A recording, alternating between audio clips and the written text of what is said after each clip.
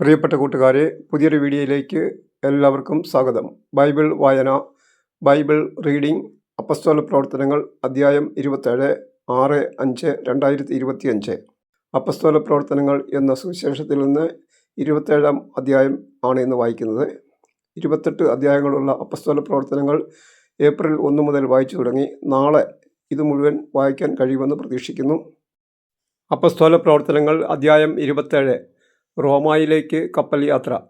ഞങ്ങൾ ഇറ്റലിയിലേക്ക് കപ്പലിൽ പോകണമെന്ന് തീരുമാനമുണ്ടായി.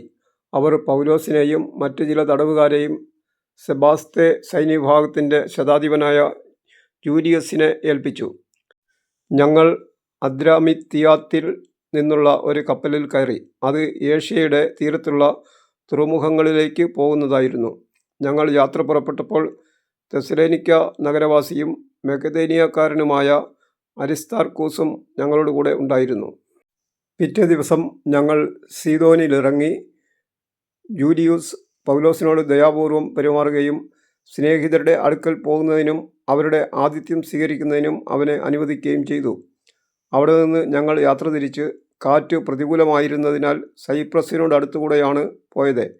കിലിക്കിയായുടെയും പാംഫീലിയായുടെയും അടുത്തുള്ള സമുദ്രഭാഗങ്ങൾ കടന്ന് ഞങ്ങൾ ലിക്കിയായിലെ മീറായിലെത്തി. ഇറ്റലിയിലേക്ക് പോകുന്ന ഒരു അലക്സാണ്ട്രിയൻ കപ്പൽ അവിടെ കിടക്കുന്നത് കണ്ട് ശതാധിപൻ ഞങ്ങളെ അതിൽ കയറ്റി. ഞങ്ങൾ കുറച്ചധികം ദിവസം മന്ദഗതിയിൽ യാത്ര ചെയ്തു. വളരെ പ്രയാസപ്പെട്ട് ക്നീദോസിന് എതിരെ എത്തി. മുന്നോട്ട് പോകാൻ കാറ്റ് അനുവദിക്കായകയാൽ സൽമോനയുടെ എതിർവശത്തുകൂടെ ക്രേത്തയുടെ തീരം ചേർന്ന് നീങ്ങി. അതിന് സമീപത്തിലൂടെ ദുർഘട യാത്രയെ തുടർന്ന് ശുഭതുറമുഖങ്ങൾ എന്നു പേരുള്ള സ്ഥലത്തെത്തി. ലാസായിയ പട്ടണം അതിന് സമീപമാണ്. സമയം വളരെയേറെ നഷ്ടപ്പെട്ടു കഴിഞ്ഞിരുന്നു. ഉപവാസകാലം അവസാനിക്കുകയും ചെയ്തു. അപ്പോൾ യാത്ര ചെയ്യുക അപകടപൂർണവുമായിരുന്നു. അതിനാൽ പൗലോസ് അവരോട് ഇങ്ങനെ ഉപദേശിച്ചു: മാന്യരെ, നമ്മുടെ ഈ കപ്പൽ യാത്ര കപ്പലിനും ചരക്കിനും മാത്രമല്ല, നമ്മുടെ ജീവന് തന്നെയും നഷ്ടവും അപകടവും വരുത്തുമെന്ന് ഞാൻ കാണുന്നു. എന്നാൽ ശതാധിപൻ പൗലോസിൻ്റെ വാക്കുകളെയല്ല, കപ്പിത്താനെയും കപ്പലുടമയെയുമാണ് അനുസരിച്ചത്. ആ തുറമുഖം ശൈത്യകാലം ചെലവഴിക്കാൻ പറ്റിയതല്ലാത്തതിനാൽ അവിടെ നിന്ന് പുറപ്പെട്ട് കഴിയുമെങ്കിൽ ഫേനിക്സിൽ എത്തി ശൈത്യകാലം അവിടെ കഴിക്കണമെന്ന് മിക്കവരും അഭിപ്രായപ്പെട്ടു. ക്രേത്തയിലെ ഈ തുറമുഖത്തിൻ്റെ വടക്ക് പടിഞ്ഞാറും തെക്ക് പടിഞ്ഞാറും ഭാഗങ്ങൾ കടലിലേക്ക് തുറന്നു കിടന്നിരുന്നു. കൊടുങ്കാറ്റും കപ്പൽ നാശവും തെക്കൻ കാറ്റ് മന്ദമായി വീശിത്തുടങ്ങിയപ്പോൾ തങ്ങളുടെ ഉദ്ദേശം സാധ്യതപ്രായമായി എന്ന ചിന്തയോടെ അവർ നങ്കൂരം ഉയർത്തി ക്രേത്തയുടെ തീരം ചേർന്ന് യാത്ര തുടർന്നു. എന്നാൽ പൊടുന്നനെ വടക്ക് കിഴക്കൻ എന്ന് വിളിക്കപ്പെടുന്ന കൊടുങ്കാറ്റ് കരയിൽ നിന്ന് ആഞ്ഞടിച്ചു. കപ്പൽ കൊടുങ്കാറ്റിൽ അകപ്പെട്ടു. കാറ്റിനെ എതിർത്ത് നിൽക്കാൻ അതിന് കഴിഞ്ഞില്ല.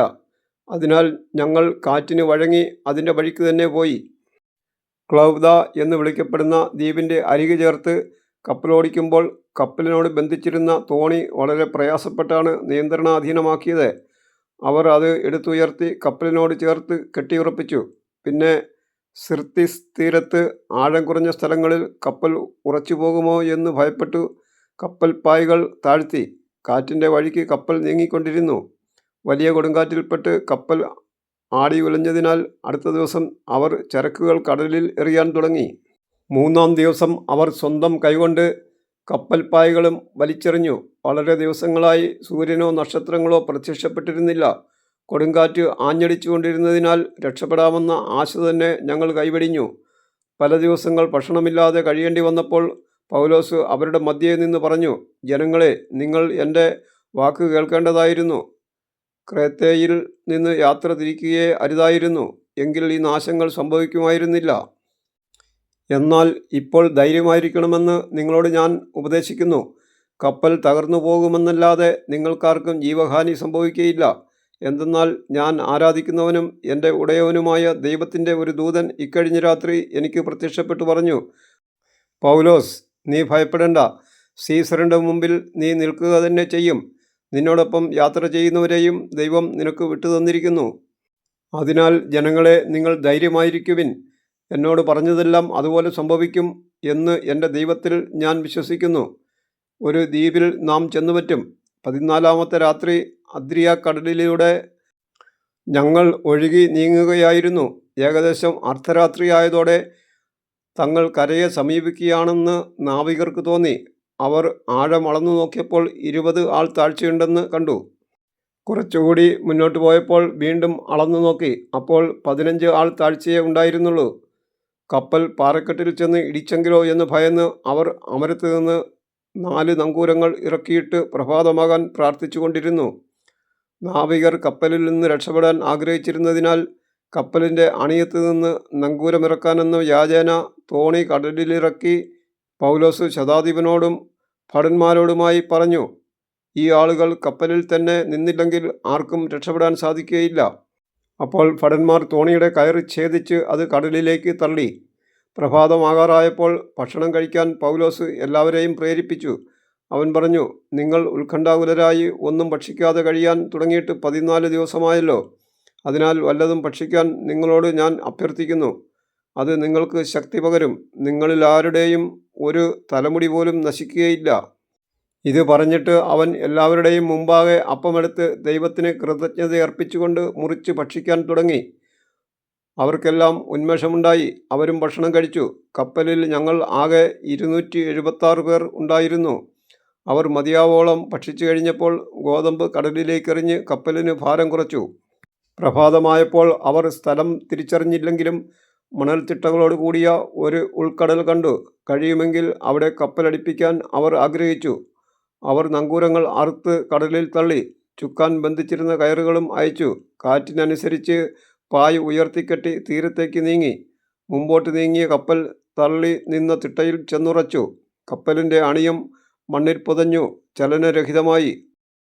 അമരം തിരമാലയിൽപ്പെട്ട് തകർന്നുപോയി. തടവുകാർ നീന്തി രക്ഷപ്പെടാതിരിക്കാൻ അവരെ കൊന്നുകളയണമെന്നായിരുന്നു ഭടന്മാരുടെ തീരുമാനം.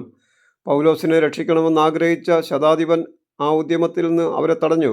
നീന്തൽ വശമുള്ളവരെല്ലാം ആദ്യം കപ്പലിൽ നിന്ന് ചാടിയും മറ്റുള്ളവർ പലകകളിലോ കപ്പലിൻ്റെ കഷ്ണങ്ങളിലോ പിടിച്ചും നീന്തി കരപറ്റാൻ അവൻ ആജ്ഞാപിച്ചു. അങ്ങനെ എല്ലാവരും സുരക്ഷിതരായി കരയിലെത്തി. കർത്താവെ, ഈ സുവിശേഷം മുഴുവൻ വായിക്കാൻ കൃപ തരണമേ എന്ന് പ്രാർത്ഥിക്കുന്നു. 27-ാം അധ്യായം വായന പൂർണ്ണമായി. അതിനെ സഹായിച്ച ദൈവത്തോട് നന്ദി പറയുന്നു. Thank you.